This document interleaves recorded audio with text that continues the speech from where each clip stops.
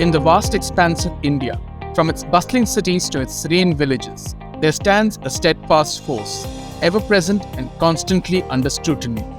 This force, as intricate as the democracy it serves, forms the backbone of law and order. This force, dear listeners, is the Indian Police Force. Welcome to Police Chowki, a special limited series on your favorite public policy podcast, All Things Policy. This series will take you behind the khaki uniform, beyond the flashing red beacon, and into the heart of the functioning of the Indian police forces. We cast a critical eye on the role and function of the police in the Indian democracy, from the silent persistence of paperwork and meticulous investigation to risky counterterrorism efforts and policing in conflict zones. We explore the need for police reform and accountability in the system. Each episode brings you a comprehensive exploration of a unique facet of policing, illuminated by the insights of a former IPS officer who has lived the life behind the badge. Our hope is that every episode of Police Chowki helps us understand the challenges the police face a little bit better, and at the same time, it propels us to demand the transformation of our police forces for the sake of effectively balancing our security with the preservation of our civil liberties. So join us every Monday morning as we take you into the complex world of Police Chowki. Hello and welcome to Police Chowki, a limited series on all things policy where we dissect the multifaceted world of policing in India. I'm your host, Shrikrishna Upadhyaya, and a guest for this series is Mr. Javeed Ahmed, who serves as an adjunct distinguished fellow at Takshashila. Mr. Ahmed is a retired police officer of the Indian Police Service from the 1984 batch of UP cadre. He has 37 years of experience in leadership and law enforcement. Among others, he has previously served as the Director General of Police for the state of Uttar Pradesh. So given his extensive experience and contributions in the service, I'll be picking his brains throughout the series on Police Chowki. Welcome to the show, Mr. Ahmed. Good morning, Sri. It's a pleasure to be here. Thank you so much for joining me. So let's kick off the show. In our inaugural episode, we plan to start the journey from the grassroots and move upwards. So we'll begin by understanding the police force from the eyes of those who wear the badge and who walk the beat. So today we'll take you through a day in the life of a cop, where we experience the system at three distinct levels. First, the constable, second, the station house officer, and third, the superintendent of police or the commissioner of police. As many of our listeners might know, the constable is the smallest unit of police. The SHO manages a police station, and the CP or SP are essentially in charge of entire districts or police commissionerates. So we'll delve into their daily duties and responsibilities, the challenges they face, and slowly paint a picture of policing in this country. So let's start at the micro level by focusing on all these three actors. And we'll begin with the actor which is most familiar to all of us, the police constable. So my first question to Mr. Ahmed, as a constable, you're often the first point of contact between the police force and the public, right? So could you maybe walk us through a typical day for the constable? How does the daily routine reflect the broader responsibilities and role of the police in our society? So maybe we could start with this. Yeah, it's good that we are starting with a constable because although he may be, as you called it, the smallest unit of the police force at the bottom of the pyramid, the fact is that in terms of numbers, the constable accounts for more than 90% of the police force in this country. So that is one important thing that we need to keep in mind, that he is by far the most common factor as far as the police is concerned. The cop's life, the typical police constable's life is, if one were to put it in one sentence, it is very strenuous, very demanding, and he has to always be torn between the expectations of what the department wants from him, what the public wants from him, and what he himself wants from the job. So that's how he spends his life. And I will say that over the years, the kind of people who join in terms of education and aspirations has changed. And that is bringing about substantial changes and significant changes in the way that the local cop looks at his work and at his life. So just to dig a little deeper, so that it's fascinating that, 90% of police force is essentially the constable, right? And I feel for the police force, now constables would be the most important stakeholder. And the success or the effectiveness of the police force will depend on, how good the constables are at doing their job. So what kind of jobs are essentially performed by them? Because I see them manning streets, I see them at, bandobas. maybe when I call up 100, the first responders are constables. So these are the typical things from what I understand which a constable essentially does. Is that a fair picture, or is there more? Yes, by the very nature, the fact that they are 90% of the police force means that they are the first responders. It is the manning of the traffic post in a city, or attending to local, bandobast duties in villages, in melas and other religious functions, or in front of temples and mosques across this country, or attending to domestic marital disputes that are reported to the police in large numbers, or any other matter that you can think about. It is the constable who, in 90% of the cases, I would say, or maybe even more, he is the person who goes and makes the first inquiries and then reports back to his higher formations, and subsequently senior officials come as and when required. So he has a very, important duty in the sense that he is the first responder. And because he is the first responder, his reporting and his understanding of what the situation is becomes extremely important. It is critical because it kind of decides to a large extent the next steps that his superiors may want to take or plan to take. Right. And the other thing that you mentioned was, what does a constable look for from his job? So, in your experience, what has been the incentives which actually drive a constable to perform their duty? Are there enough avenues for career progression? Do they see themselves as, performing a public service that they have to remain devoted to? So, what is the typical mindset of a duty cop? Shri, it's very fascinating. Over the last 30, 40 years, one has seen a very significant change in the mindset of the average constable. Please remember that almost all of them who join the police force as constables are people who come from the rural stock. Very few of them are urban people. For them, getting into government service, and that too with a uniform, is a big high, in not only in terms of having a government job with its security of pay and pension and all that, but also in terms of a hike in status, not only of that person, but also of the family to which he belongs. In the past, typical constable would be, a high school pass or something like that at best, about 20 years ago. But now, a very significant percentage of constables are postgraduates in sciences. Some of them are computer engineers.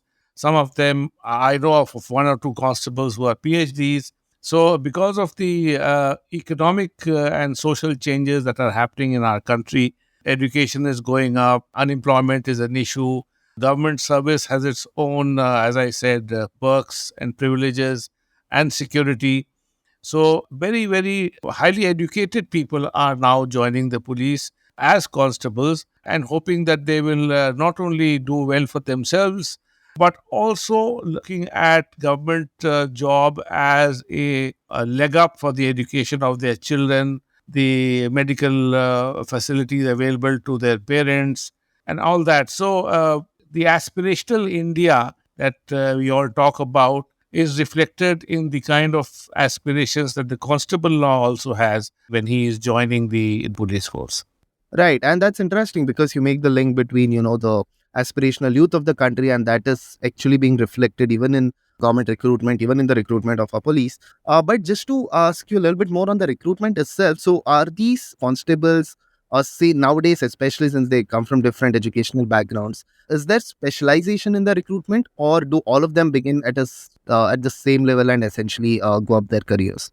The recruitment is normally done for what is called the general duty. It's called GD, general duty, which is, one size fit all. Everyone takes the same exam. And that exam is increasingly multi-option, objective type question answer, which is in most states, there's a recruitment board that does it on a single day across the state. There are agencies that help them set up question papers, and go into those OMR mark sheet situations. And the tests are increasingly more fair, which is a great thing. And the other thing is that the importance given to physical prowess in terms of the number of push-ups they can do or something like that is steadily going down. Right. Interviews are not held anymore because that is virtually a national policy now. So there's a shift from interviews to there's a shift away from physicality, and there's much more emphasis on educational ability and the ability to understand things. Right. So moving on, let's talk about the station house officer. Right. I would imagine that in the police hierarchy, he plays a very important role. He's essentially in charge of an entire police station, and that comes with a lot of responsibility as well. So, if you would characterize a day for a SHO, how would that look like? How would a typical day look like? What are the different duties and functions that he would carry out in a particular day? The station house officer is the fulcrum of the police system in this country. And if I may say so in lighter vein, he has to be a Superman into five. He has to be a Superman and a Batman and a superhero and something more. The expectations from him within the department are just out of the world. He is expected to be virtually present everywhere at all times, and the law gives him tremendous powers. And he, as I said, becomes a moving spirit and the leader and the face of the police in his jurisdiction. As far as the law is concerned, and this is very important, the Criminal Procedure Code, which is the code that decides how the police functions and the kind of powers that the police has in this country, recognizes the station officer or the station house officer as the person who has original powers in almost all issues that the police deal with, whether it is in terms of a registration of the FIR or in terms of deciding which case is to be investigated or not investigated, in deciding who will investigate that case, in supervising the investigation of the case, in detailing duties of all the sub-inspectors and other constables who are within his jurisdiction, of deciding where the duties will be assigned, in deciding where the bandobast duty is going to be done, in deciding how much resources are going to be spent for what action, and being virtually present for all important events that are happening within his jurisdiction. So, as I said, he is the fulcrum. He is also the person who's expected to be reporting firsthand to his SP or other superior officers about anything that is happening. So, as I said, once again, he is the fulcrum. Right. So SHO is a critical link in the functioning of the entire department because he's essentially controlling the officers beneath him, which are the constables and others. And he's also reporting to the top managers who rely on him for all informational purposes as well. Right. So let's look a bit more in detail at a particular typical police station in the country. So I'm sure it differs from a commissionerate and a district. If you could just paint a picture of a police station, what does it look like? Like under SHO, how many people are functioning in the particular jurisdiction? Typically, what is the population or the area size? How are these sort of divided and distributed across the country? So let us first distinguish between a rural police station and an urban police station. Right. A rural police station would have about 70 to 100 villages spread across the rural hinterland, and that will be his jurisdictional area. Now, increasingly, there are roads and the police have jeeps and other vehicles, so it's easier. But imagine policing those areas on a motorcycle, insufficient roads, that would be increasingly difficult. In the urban area, the police stations jurisdiction is much smaller. Maybe it would include about 15, 20, 25 mohallas. It would have much more manpower. For example, in the state of Uttar Pradesh, which is where I operated and lived and worked, a typical police station in the urban area would have about 7 to 100 constables and about 8 to 10 sub-inspectors. The bigger police stations have up to 500 constables. Right. And about 25, 30 sub-inspectors. But in the rural areas, it would be about 20 or 22 constables and about 1 or 2 sub-inspectors to assist the station house officer. So that broadly is the jurisdictional area and the kind of manpower that is available to the station house officer. Right. And since you mentioned this distinction between how rural areas and urban areas are governed, I think it's the right time to move up the hierarchy and sort of discuss the roles of the superintendent of police or the commissioner of police, right? And I would imagine as the SP or CP, one would have a bird's eye view of the workings of the police force. They are in charge of jurisdiction where lakhs or even crores of people might live. So just to understand their day, how I'm sure, of course, these officers are busy and they are the ones who are essentially reporting to the political leadership, right, as I would imagine. So could you take us through the day of a CP or a SP and tell us what happens there? Yes, the CP or the SP, as the case may be, is the leader of the force in that jurisdiction. He is the face of the police, and he's the person who decides all policies in terms of how the manpower will be used, how the police stations will be manned, who will man them. I think deciding his team and putting the right people at the right place in terms of the police stations is one of the major duties of the district SP or of the commissioner of police. And this is a very difficult task because there are huge pulls and pressures, not only of the political type, but within the organization. There are competing claims. There are more than one claimants for station house officer's job, which is a coveted job.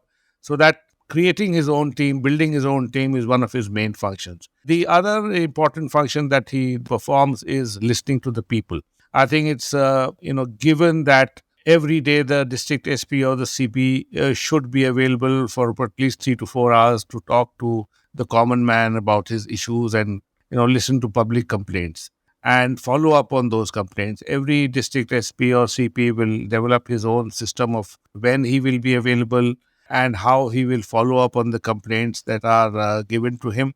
Because if there's a monopoly of information flow Right. to the SP, of the district SP getting information only from his own organizational subordinates, then obviously there'll be the possibility of incorrect or incomplete information coming. So meeting the public not only gives the public an opportunity to meet the senior formations and get their complaints resolved, but it is also a tremendous window for the district SP or the CP get the public perception of how his officers are working in the field. So that is one is to build the team. The second is to listen to the people. The third is the supervision of the important crimes that happen. There are categories of crime which are declared as important or heinous, and those are crimes where the SP has to not only visit the spot within 24 hours as per the local regulations, but he also has to supervise the investigations and see to it that the correct people behind the who have perpetrated are booked and placed before law. So that's the third part. The fourth part is the HR management. There are about typically 2,000 to 5,000 people under him, and managing them is a big deal. That includes budgets, promotions, disciplinary actions, postings, transfers, you name it. Housing, the messing facility for the constables, availability of vehicles, availability of arms and ammunition, availability of anti-riot gear. It could be anything. Stay tuned to All Things Policy. We'll be right back after a short commercial break.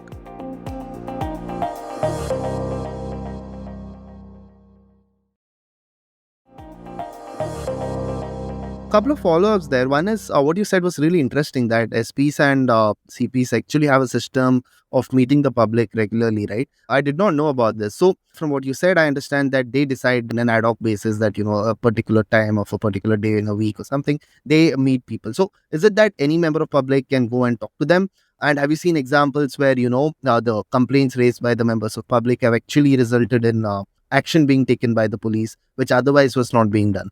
Oh, absolutely. I think most SPs would be sitting in their offices in the forenoon, maybe from like 11 o'clock till 1:30, 2 o'clock lunchtime, and listening to the complaints of anyone who walks in. Anyone means anyone. I'm subject to, obviously, is being able to, get into the queue and get the chance to meet, because often there are many more people who want to meet and the SP is unable to spend more time meeting everyone, in which case he would probably ask his second in command to look into the grievances of the people.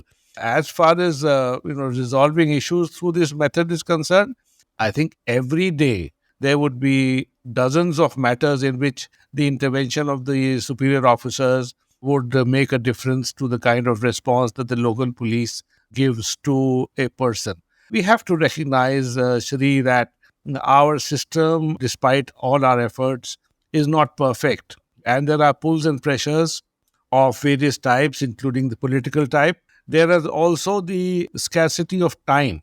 There is also the problem of capacity, because of which everyone is not able to get relief of the kind that he wants.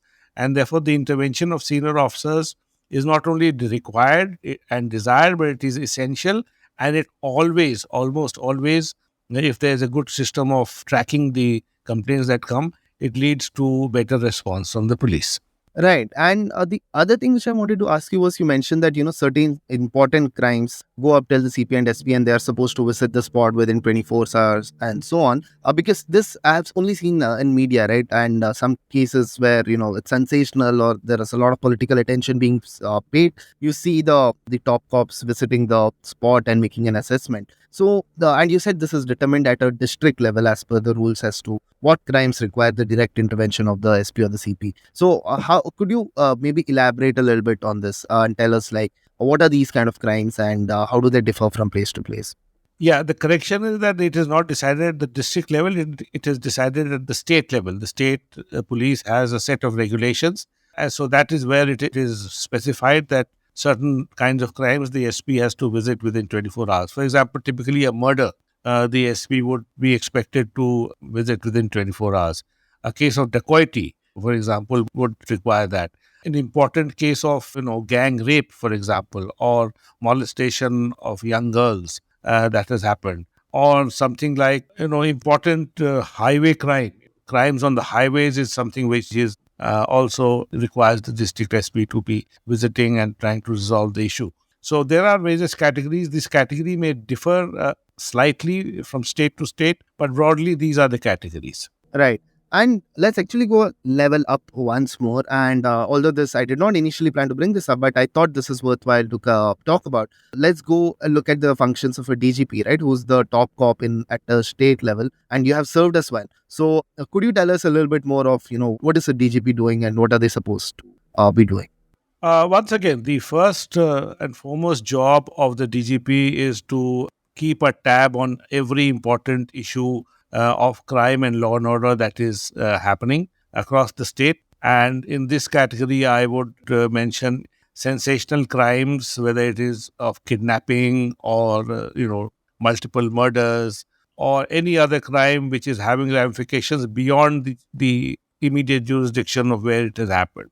So that is one. The other important aspect is to ensure that there is no, communal or caste disturbance or conflict or tension, because that is something that affects not one person but society at large, and that is always a priority of every government, to ensure that no communal or caste conflict of that kind or any kind of conflict between two groups of people happen. So that is one part of it. The other is protection of institutions or installations of national importance. That could include, a place like Taj Mahal, for example, Right. in the state of UP, or it could be any other place, across the country.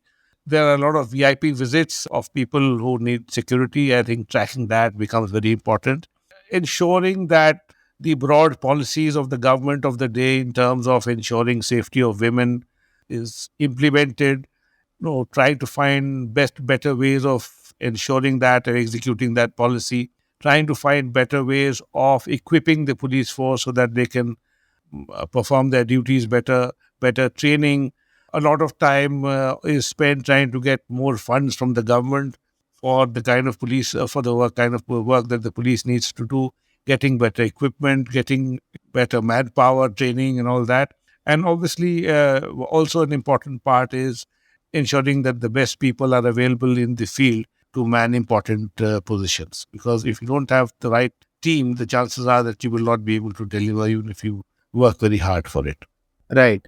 So from the discussion that we have had so far, I understand police is performing a bunch of different functions, right? Like starting from law and order, criminal investigation, providing security to VIPs. And personally, also, we have seen police perform a diverse range of functions, starting from being first responders to approving our passport applications and so on, right? So I want to understand from you if there are much more functions of the police which are unseen to us as members of general public. Are there other important functions being performed by the members of the force which we are typically not aware of? Are there any such which come to your mind? There are a number of things that are happening behind the scene which the common public would not be aware of. For example, the service of summons issued by the courts. Right. In certain other countries, there are marshals who do that, but in India, this work is done by the police, and it is important because if summons warrants which are issued by the court are not served in time, then the whole judicial process would come to a halt. The presence of witnesses is the first requirement for any court to, start the trial. So that is one. Secondly, the kind of evidence-based policing or the kind of dynamic policing that needs to be done because resources are limited.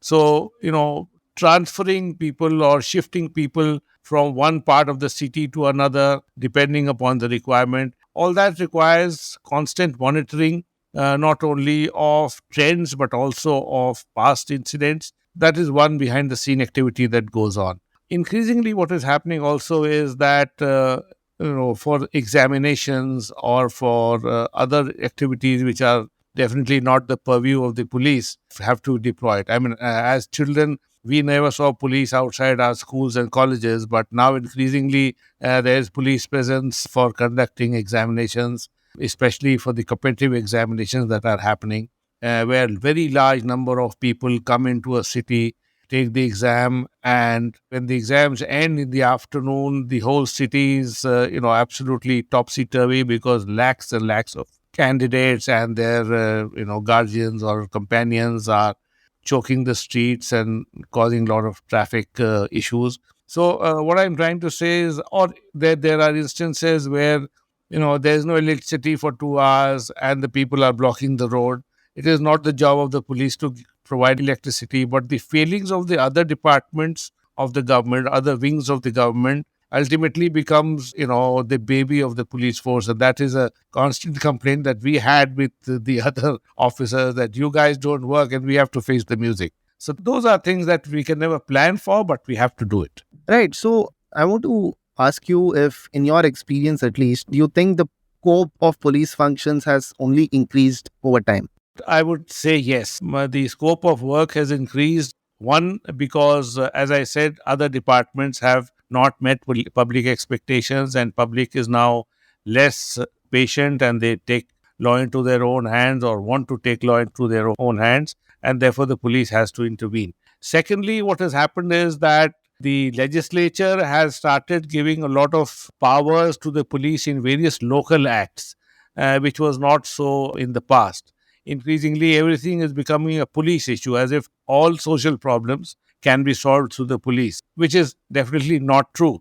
But the present legislative mood seems to enhance police powers and hope that things will be resolved. Whether they'll be resolved or not, I don't know. But my personal assessment is that the police is often not the best way, best agency to bring about the kind of changes in social and cultural mores and norms that is being hoped for.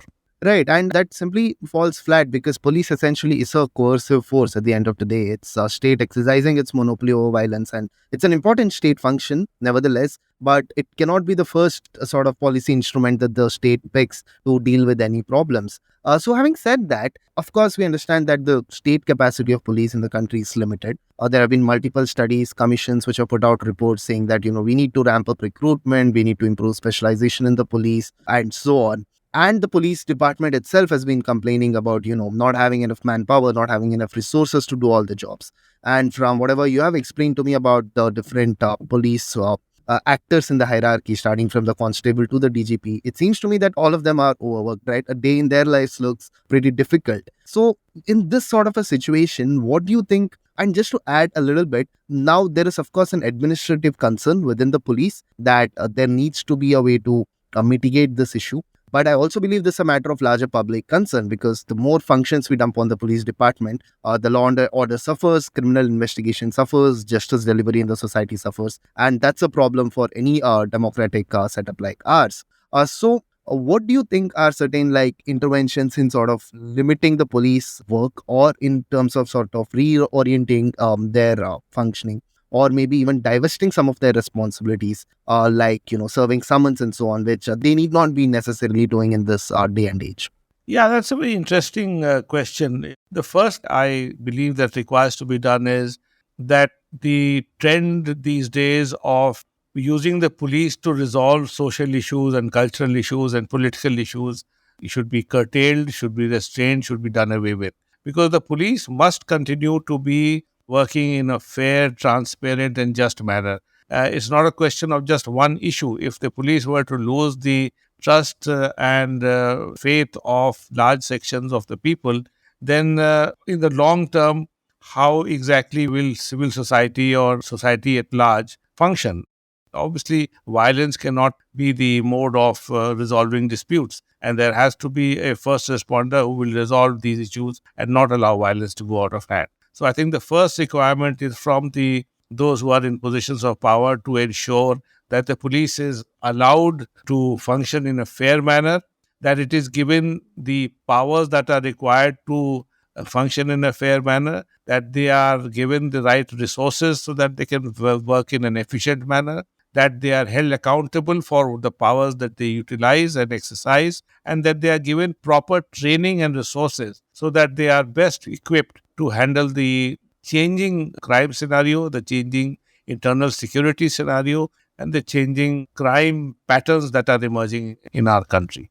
Right. So you said a lot of things. I mean, like, criminal investigation, improving resources, training, and like providing effective legislative sort of environment for the police to function. I'm really looking forward to discussing each one of them in more detail in the episodes to come. I hope today's discussion on a day in the life of a cop sets the stage for more broader discussions on these various aspects of policing in the episodes to come. So we plan to do this weekly. We plan to have an episode on Police Chowki, on all things policy every week, so that our listeners get a taste of policing and they understand the broader issues involved of policing in a country like India. Thank you so much, Mr. Ahmed, for joining me on this conversation today, and looking forward to having more with you in the weeks to come. Thank you, Sri. It was a pleasure, and I look forward to the next episode as well. Thank you.